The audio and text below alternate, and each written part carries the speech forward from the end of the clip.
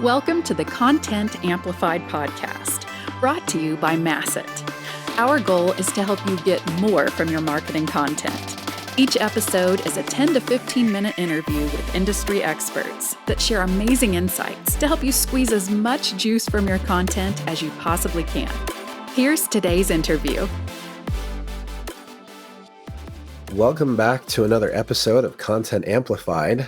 Today I'm joined by Cassie. Cassie, welcome to the show. Hi, thanks so much for having me. You bet. Cassie, well, if you don't mind, maybe you could share with us just for a couple of minutes a little bit about your background, a little bit about your experience. We talked about it before the show. You have this fun back and forth between agency and in-house life and things like that I find fascinating. But maybe if you could just introduce yourself to the audience and then we'll dive into the conversation today. Yep. Thanks so much. Cassie Nordyke here. I currently live in Atlanta, Georgia, and I have been, as you said, in-house and agency life for the last 10 years. So I've honestly taken this really interesting journey of starting agency, going internally. We kind of talked a little bit about this, and through that journey, went through about 40 acquisitions that I oversaw and really helped understand what their marketing landscape was, from technology to content, as well as even understanding the products that we were purchasing. And then really in taking that and ensuring that we had what was best for the new company and our company at the time. And then after that, I decided to go back agency side, was there for about 5 years and worked with everything from fintech, healthcare, big B2C brands like Coca-Cola, Hunter Fans. So I got a ton of exposure within that as well on really how my previous experience could be implemented at scale with different companies, and ended up having a team of about 20 people underneath me while I was there. So I also learned how to not only intake a company and then take that process, but also how to do that at a departmental scale as well. So I had a really great time doing that. In the last year, have been building an ABM function for an RPO firm. So really taking both of those skills of how to start up a marketing department with a company, as well as how to make sure that we were doing it at scale with all of our processes, technology, as well as content. So yeah, a little bit about me. I love it. Thank you for being on the show. That is a fascinating background, and I think there's a lot of cool stuff there. Beforehand, I was just asking questions left and right about the acquisitions. I found that fascinating. Maybe we'll have to do another episode where we just talk about content marketing and acquisitions and things like that, merging brands and all of that. But today we're going to focus on something a little different: how to use content to solve business challenges that your customers are facing. And the first question that comes to mind when we think about that is, how do you even know what problems your businesses that you're working with need to solve? Like how do you discover that? How do you find out where they hurt and how you can help? And so Cassie, how do you start that journey? Yeah. So if your company does not have this documented, which is not abnormal at all to happen, it's kind of one of those things I've learned throughout advising companies on the agency side and then going in-house, that it's a lot of, just inside baseball lingo, right? Like you just know after you've been there for a couple of years and you just understand. So it's something that people don't necessarily take a lot of time to document. I would say do that, take the time to do it, because as you're growing as a company, you're going to have new people that are asking the same question, right? And it's going to be hard for them to get up and running. Now, that to be said, again, you don't want it to be inside baseball. So even if you know and you start documenting, I would fact check that and go to various different teams within your organization. And the teams I would think to go to, if you're more on the B2B side, would be your product teams, right? There's a reason they made the products they did, or write about it or talk about it, and the improvements that they're making. They're obviously solving a business problem. You wouldn't be making something and investing money if you're not doing that. So they're an important part of that.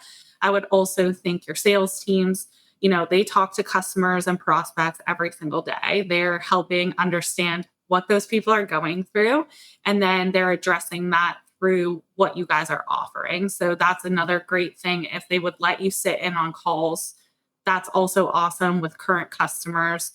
And then lastly, I definitely think if you guys have customer service or support, they deal with people's problems all day, every day. And they're also a great team to lean on and go to. And then again, documentation, documentation, documentation. I cannot get that in enough. And when we're talking about content, that's also a whole nother subject, right? It's not just external content that's important. Also your internal content's super important. And this is kind of what I like to say as your Bible for when you go to write content, because you should always go back to it and say, okay, what we just wrote, does this ladder up to what we are solving? Does this ladder up to that problem and that challenge? And if not, how do we edit and refine it to do so? So that's kind of the approach that I would take for a company that either doesn't have this documented or maybe they do, and they really need to go through their content and evaluate it to see, are we checking that box? Are we doing what we need to address those problems and challenges? Perfect. So you've gone through the process. You found out, okay, here's the problem. Here's the challenge that this business is facing.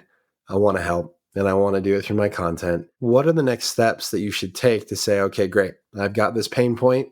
How do I effectively help these businesses solve this pain point through content marketing? What's kind of your process that you typically go through? Yeah. So I think the first thing to do is always, and it's not wrong, but like, right, we just talked about what's the challenge and how do we solve it and what do we do, is to talk about ourselves first. And I think that is a very normal reaction because, like I said earlier, you're not making a product for no reason.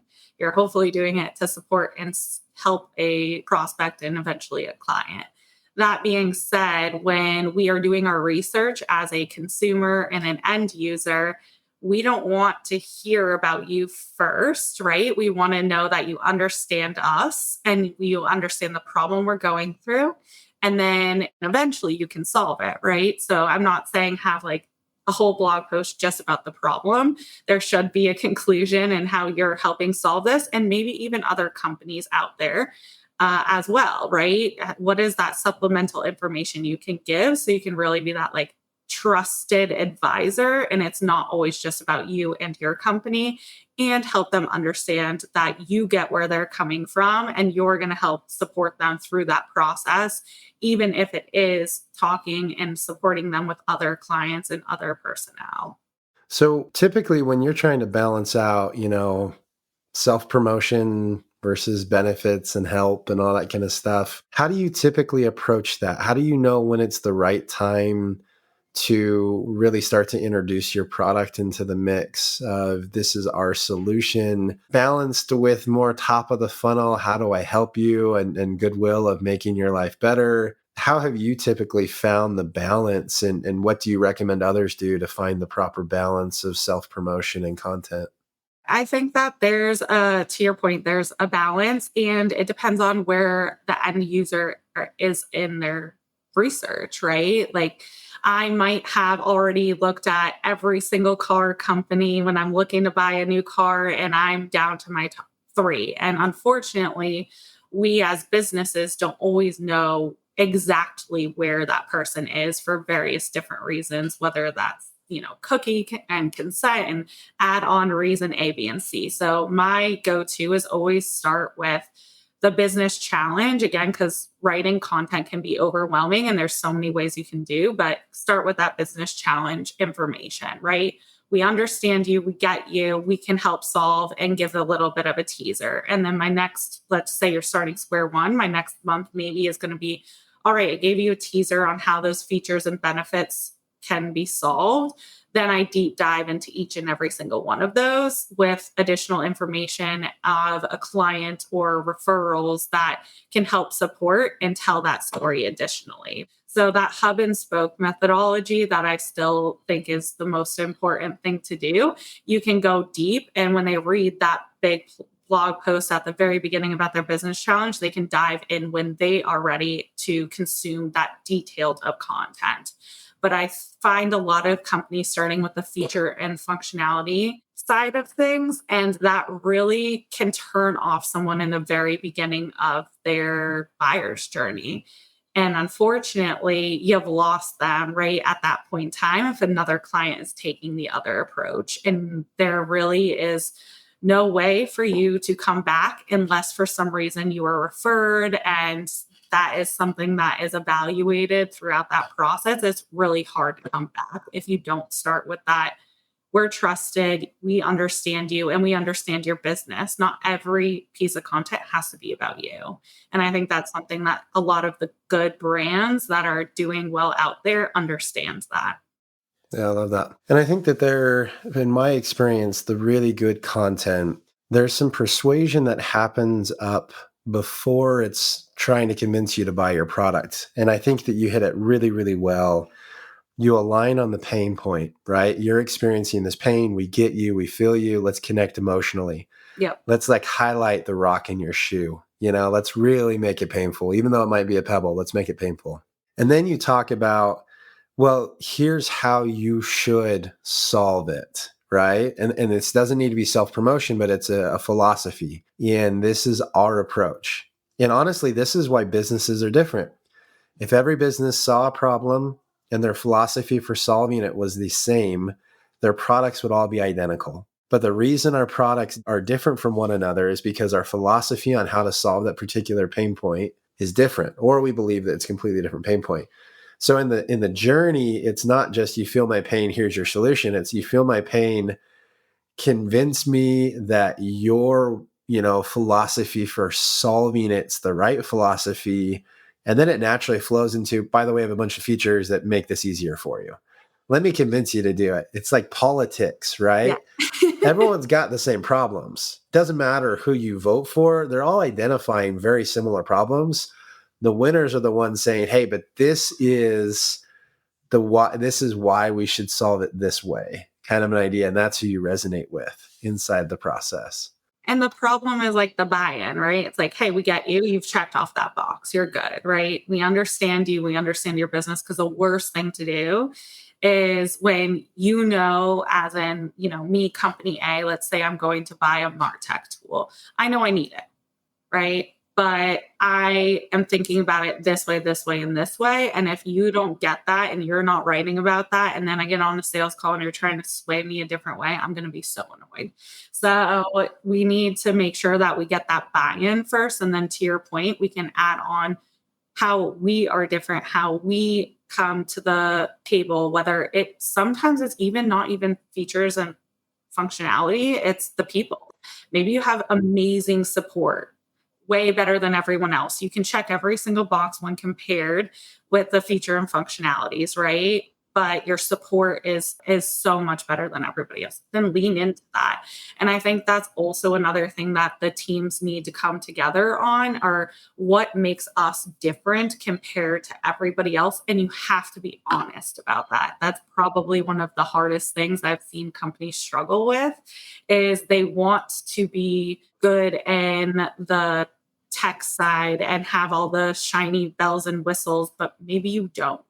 And I'm not saying go tell everybody you don't, but you internally need to know that so you can switch your content to lean into what you do well, so that you can win that. Because not everybody, to your point, when you're evaluating companies, not everybody is 100% the same. Or if they are, what is that thing that's going to make you different and get you that deal or that revenue at the end of the day? And that's what you need to eventually lean into after you get that buy-in of, we understand you, we get you, we've been there and we've worked with people like you. And this is why it's going to be better for you to pick us over anyone else. I love it. And that is a great ending place for today's podcast. As promised, it goes by really, really quickly. And thank you so much for coming and sharing your insights. I think it's a great framework for finding and addressing specific pain points from the customer, how to write the content, how to really resonate with them, and ultimately convince them to be interested in your product. I think it's so helpful. Cassie, if anyone wants to continue the conversation online with you, what's the best way to connect? Yeah, LinkedIn is perfect. I do a really good job. I used to be in social media marketing, so I make sure to always go through all of my DMs. Would love to, whether it's a phone call or any support or help I can give anybody, connect on LinkedIn. Cassandra is my legal first name, so Cassandra, and then last name Nordyke, Nordyke. And I hope to hear from you guys. Love it. Appreciate it. Again, Cassie, thanks for being on the show and have a great day. Thanks. Thank you for listening to the Content Amplified podcast. Please subscribe and leave us a review. And for additional ways to get more out of your content, visit our website at getmasset.com. That's getmasset.com. And tune in next time to the Content Amplified podcast.